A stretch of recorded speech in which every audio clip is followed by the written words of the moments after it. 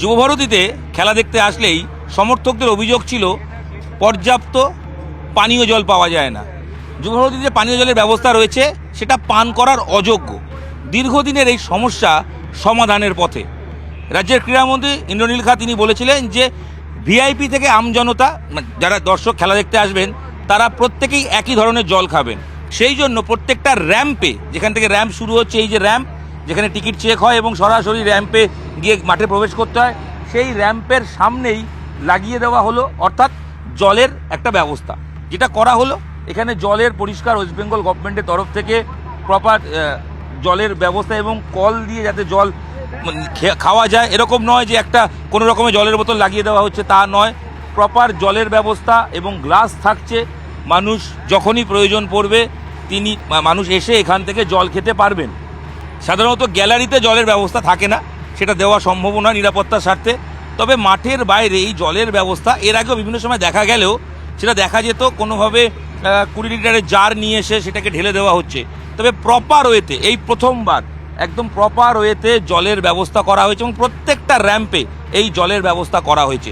পাশাপাশি রাজ্যের ক্রীড়ামন্ত্রী ইন্দ্রনীল খা বলেছিলেন যে যারা টিকিট কাটবেন অর্থাৎ পেপারলেস টিকিট হবে, যারা অনলাইনে টিকিট কাটবেন তাদেরকে টিকিট হার্ড কপি লাগবে না। এখানে টিকিট স্ক্যান চলছে, যারা স্ক্যান করছেন এখানে স্ক্যানারের মাধ্যমে যারা টিকিট নিয়ে আসছেন সেই টিকিট দেখে কিউআর কোড দেখে তাদেরকে ভেতরে প্রবেশ করতে দেওয়া হচ্ছে। মেন গেট থেকেও তাই হচ্ছে, অর্থাৎ পেপারলেস টিকিটের যে কথা বলা হয়েছিল সেটাও ইতিমধ্যেই চালু করে দেওয়া হলো ডুরান্ডের উদ্বোধনী ম্যাচ অর্থাৎ ডার্বি থেকে। কথা রাখলেন ক্রীড়ামন্ত্রী। যে দুটি অভিযোগ সবসময় আসতো যে টিকিটের ক্ষেত্রে টিকিট প্রথমে যারা অনলাইনে কিনতেন তাকেই গিয়ে আবার একটা জায়গা থেকে টিকিট কালেক্ট করতে হতো, অর্থাৎ টিকিট কাটার পাশাপাশি আরেক দিনও অনলাইনে কাটার পরও টিকিট সংগ্রহের জন্য যেতে হতো এবং সেখান থেকে টিকিট কালেক্ট করে পুনরায় মাঠে আসতে হতো। সেই জায়গা আর হবে না।